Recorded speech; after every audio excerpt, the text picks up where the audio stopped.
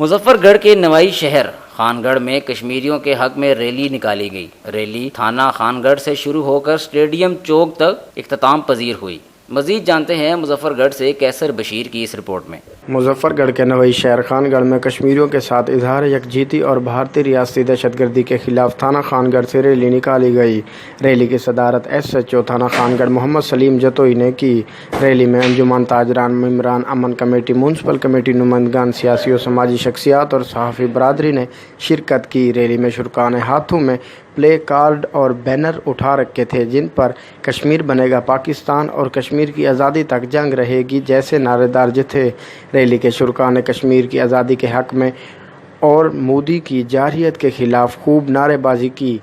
Rally کے شرکاء نے کہا کہ کشمیر پاکستان کی شاہ رگ ہے، کشمیر کے دل میں پاکستان کی محبت اور کشمیریوں کی تکلیف، دکھ، درد میں پاکستانی برابر کے شریک ہیں۔ ریلی اسٹیڈیم چوک پر جا کر اختتام پذیر ہوئی تو کشمیر کی آزادی کے لیے دعائیں کرائی گئیں۔ کیمرہ ٹیم کے ساتھ کیسر Bashir, every day news, Muzaffar گڑھ۔